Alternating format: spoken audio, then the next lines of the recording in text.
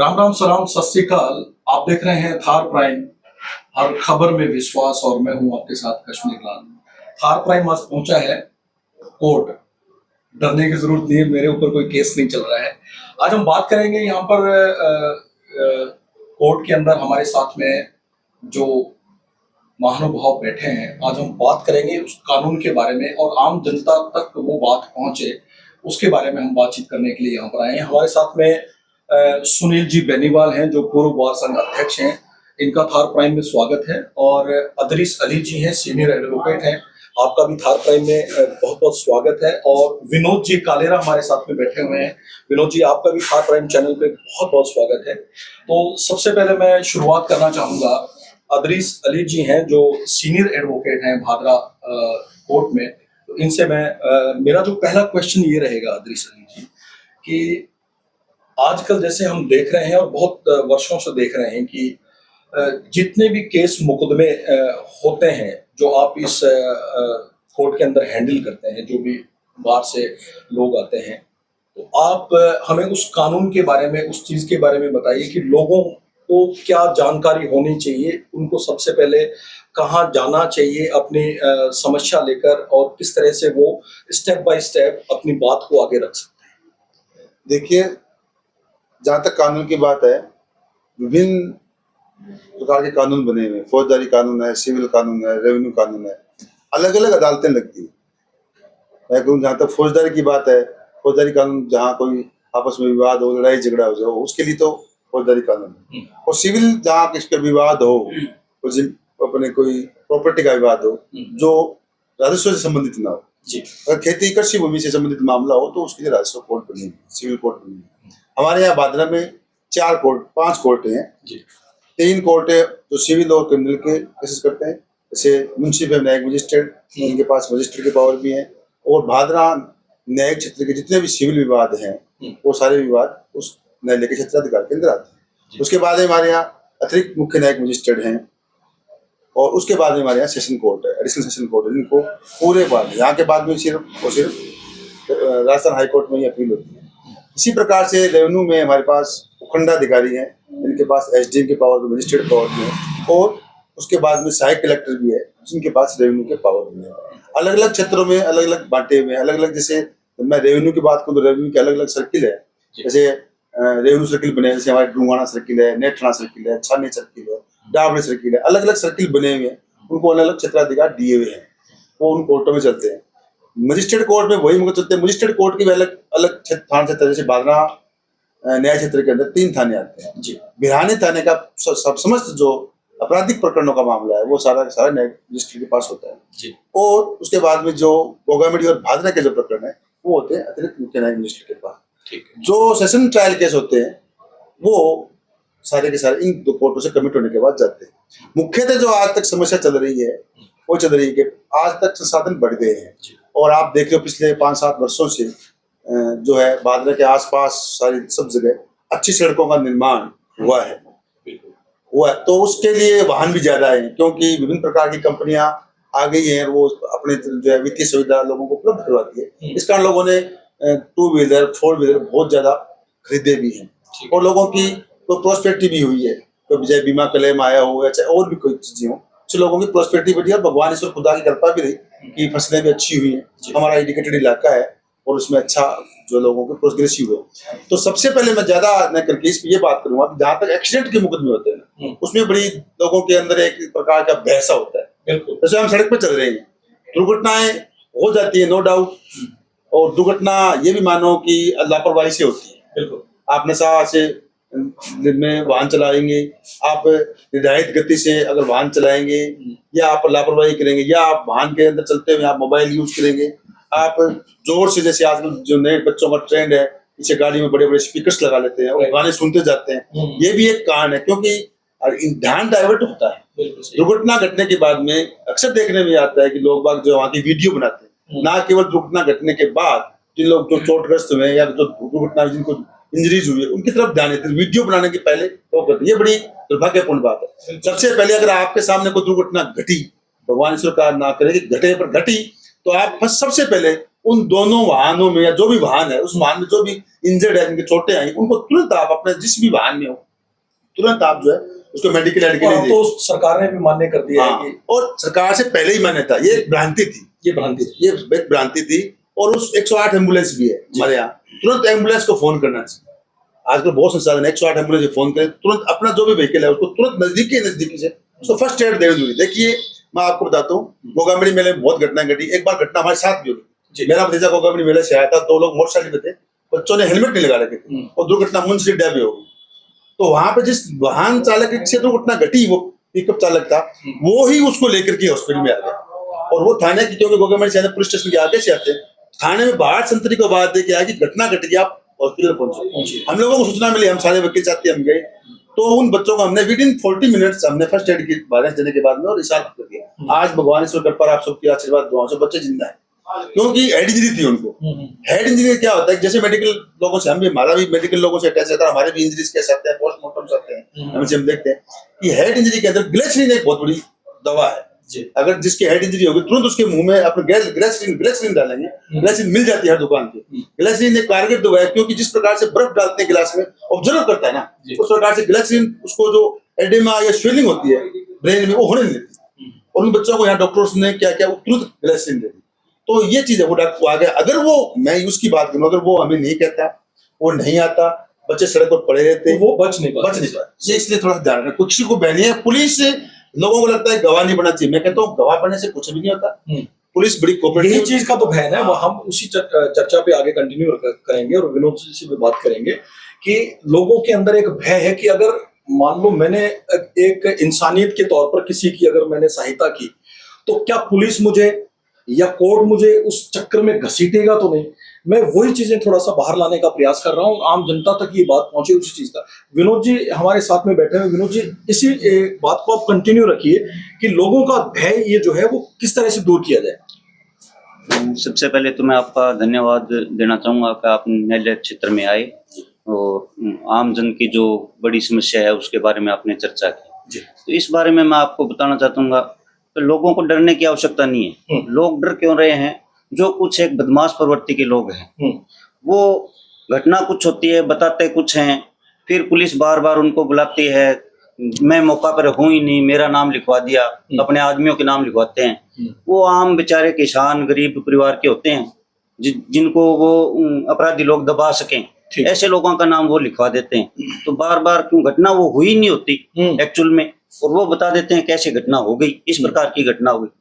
तो उसकी तफ्तीश करने के लिए बार बार पुलिस उनको बुलाती है, तब उनको, आम लोगों को लगता है ये तो अपने को परेशान कर रहे हैं, जबकि ऐसी कोई घटना है नहीं।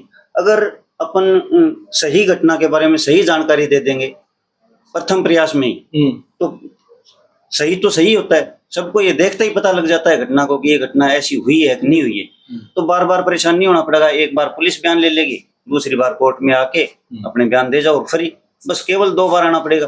और झूठे मुकदमे होंगे उनके लिए बार बार चक्कर काटना पड़ेगा, बार बार आना पड़ेगा। इसलिए लोगों के दिमाग में ये चीज है कि यार हमें क्या जरूरत है। बिल्कुल। इसीलिए वो बार बार उनको बुलाते हैं उसकी तफ्तीश करने के लिए, तब वो लोग परेशान होकर डरते हैं। जबकि ऐसी कोई बात नहीं है। अगर सही घटना हो तो कभी किसी को कोई बार बार बुला के कोई परेशान नहीं करना चाहता। ठीक बात है, आपने अच्छी जानकारी दी है। अब मैं बात करूंगा सुनील जी से, जो पूर्व बार संघ अध्यक्ष हैं, और इनसे भी हम इस कड़ी के साथ साथ में एक कड़ी और भी जोड़ना चाहेंगे यहाँ पे कि जैसे आम आदमी में जो भय है कानून के बारे में, इसके अलावा इस कोर्ट में, या जैसे आप सीनियर वकील हैं, आप पूर्व बार संघ अध्यक्ष भी रहे हुए हैं, इसके अलावा किस तरह के मामला आते हैं ग्रामीण क्षेत्र से या शहरी क्षेत्र से, जो आपको लगे कि मुझे वो एक्सपीरियंस जो मेरा है वकालत का, वो मुझे आम जनता तक पहुंचना चाहिए और उनको कानून के बारे में ये सारी चीजें जानकारी मिलनी चाहिए।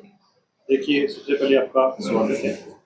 जैसे विनोद जी ने बताया कि आम जन को किसी की मदद के लिए भय की आवश्यकता नहीं है। अगर थोड़ी बहुत परेशानी से किसी दूसरे का जीवन बचे तो उसमें आपको आगे आना चाहिए। थोड़ी बहुत परेशानी हो सकती है, कोर्टों में आना पड़ सकता है, पुलिस भी बुला सकती है बयान में, लेकिन अपनी जिम्मेवारी से न हटे। इस प्रकार की थोड़ी सी परेशानी के लिए अगर किसी का जीवन बचे तो आपको बिल्कुल उसमें भागीदार बनना चाहिए जी। इसके अलावा यहाँ पे जैसे 1 जुलाई से पहले IPC, CRPC एविडेंस एक्ट लागू थे, उनमें संशोधन करके नए कानून भारतीय न्याय संहिता, भारतीय नागरिक सुरक्षा संहिता और भारतीय साक्ष्य अधिनियम ये लागू हो गए। तो उनकी प्रोसीडिंग है और यहाँ सब प्रकार के केसेस जैसे एमएससीटी के प्रकरण भी है, एनडीपीएस के भी है और रेवेन्यू कोर्टें भी यहाँ बांद्रा में स्थित है। तो वहाँ पे भी अगर आपको कोई रेवेन्यू से संबंधित है, आपका समस्या है, तो वहाँ रेवेन्यू कोर्ट में रिलीफ दी जा सकती है। और अन्य कोई मुकदमा है आपके, अगर फौजदारी मुकदमे है तो यहाँ उसके ट्रायल यहाँ सिविल कोर्ट में। मेरा एक सवाल और रहेगा, आप तीनों से बारी बारी से मैं पूछूंगा दिनेश जी, कि जब केस आप लोगों के पास में आता है तो कई बार ऐसा होता है कि दोनों पक्षों को लेके आप वो केस के एंड तक ना जाके आपस में आपने समझौता भी करवाया है कई बार? जी होता है, एडवोकेट्स का भी इन्वॉल्वमेंट। उसमें कितना रोल होता होगा एडवोकेट्स का? बिल्कुल होता है, कोर्टें भी लोक अदालतों का आयोजन करती है, राष्ट्रीय लोक अदालत 2-3 महीने 4 महीने बाद, साल में 2-3 बार। ये इसका एक उदाहरण ये है कि अगर कोई पार्टी अगर राजीनामा करना चाहे या कोई इच्छुक है तो एडवोकेट का उसमें सबसे ज्यादा अहम रोल होता है जी। क्योंकि जो पार्टी आपके पास है, पक्षकार आपके पास है, वो एडवोकेट की बात मानते हैं। अगर एडवोकेट ये चाहे तो उनको मोटिवेट कर सकता है और राजीनामा के प्रयास वो कामयाब भी होते हैं, मोस्टली कामयाब होते हैं। कोर्टें भी इसमें खूब सारा सहयोग करती है कि राजीनामा से अगर पक्षकार मामले को सुलटाना चाहते हैं तो एक तो उनका बीच का विवाद राजीनामा से आगे नहीं बढ़ेगा और एक किसी की हार जीत नहीं होती, राजीनामा में दोनों जीतते हैं और प्रकरण का निस्तारण भी जल्दी होता है, कोर्टों के पेंडेंसी भी निकलती है। आप भी अगर इस बात पे अपने विचार रखना चाहें तो? देखिए, जैसा विनोद जी ने कहा, जिस प्रकार से सुनील जी ने भी कहा कि घटना हो जाती है, घटना के बाद में लोग अलग प्रकार की गवाह लेते हैं। देखो, विधिक का एक सिद्धांत है, घटना स्वयं बोलती है। घटना किस प्रकार से घटित हुई है, जैसे मैं फौजदारी मुकदमों की बात करूं जी, तो फौजदारी मुकदमे पे अगर तुरंत पुलिस पहुंच जाए और जिस जगह घटना घटी है उस घटना स्थल को अगर डिस्टर्ब नहीं किया जाए, उसको वैसा का वैसा रखा जाए और अच्छा पुलिस अधिकारी होगा, जनता सहयोग करेगी तो उस घटना से वो सारी बातें निकाल लेगा, अभी घटना किस प्रकार से घटित हुई, किस हुई और ये क्या है।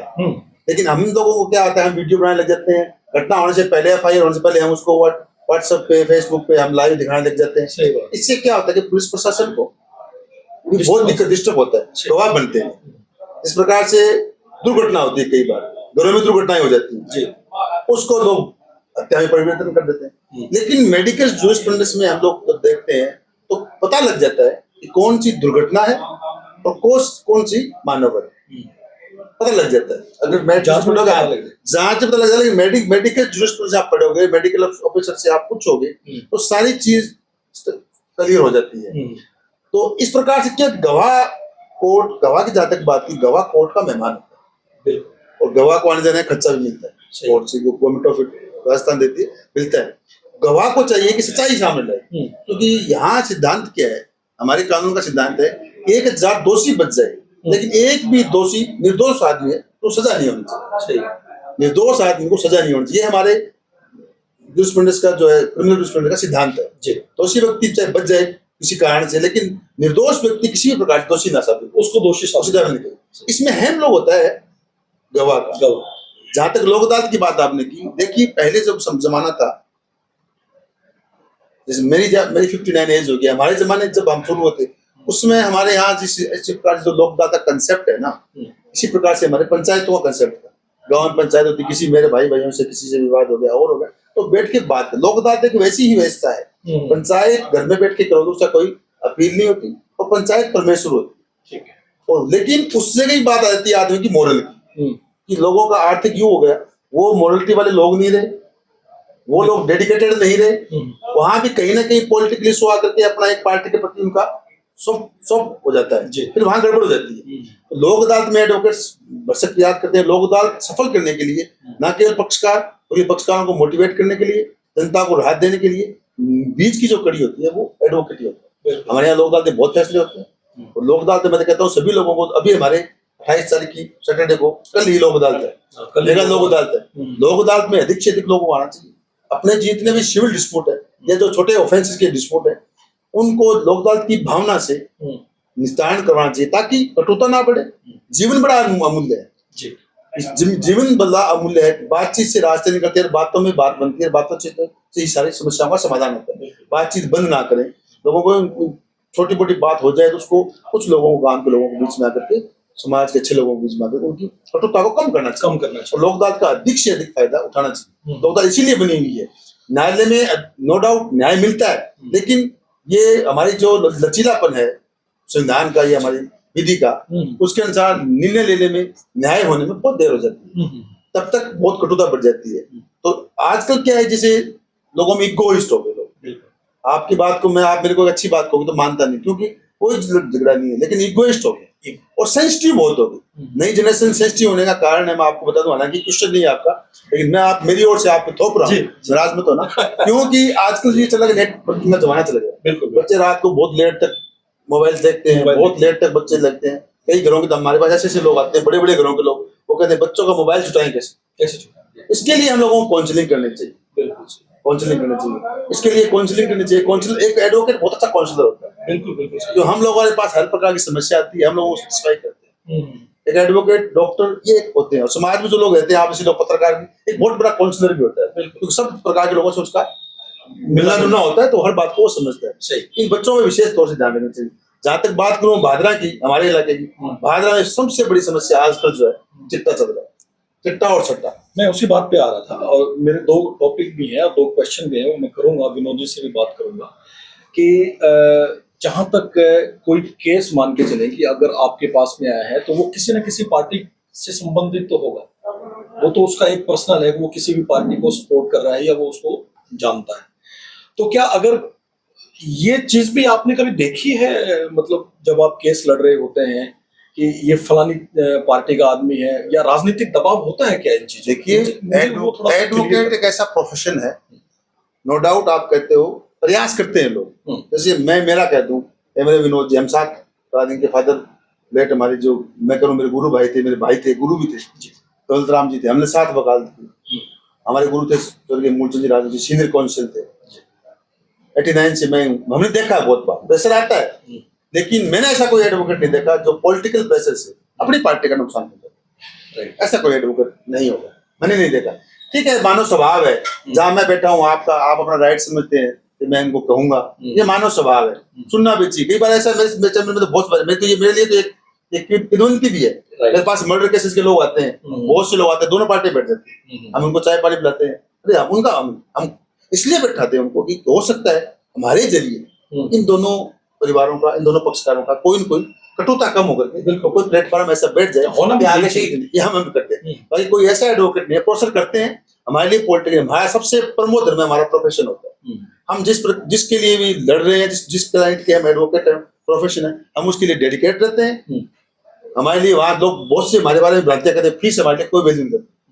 हर एडवोकेट का रहता है कि मैं जिस फाइल में एडवोकेट हूँ, उसमें रिजल्ट मेरी पार्टी के पक्ष में आना चाहिए, जहां तक भी हो। और उसके लिए हम बहुत प्रयास भी करते हैं। ठीक है विनोद जी, आपसे मेरा सवाल ये रहेगा कि आजकल जैसे अदरीश जी ने बताया कि नशा बहुत हो गया भादरा क्षेत्र की। अगर अपन बात करें, क्योंकि अपन लोकल एरिया की बात करेंगे, क्योंकि लोकल एरिया के हम रहने वाले हैं, और अगर यहाँ की युवा पीढ़ी को अगर हम किसी तरीके से, वो चाहे काउंसलिंग हो, वो चाहे पत्रकार और वकील या डॉक्टर या शिक्षा विभाग के अगर आदमी मिलकर अगर साथ में बात करें और एक सिस्टम को तैयार किया जाए, तो जो युवा वर्ग है उसको बढ़ने में और सही रहने में काफी मदद मिलेगी।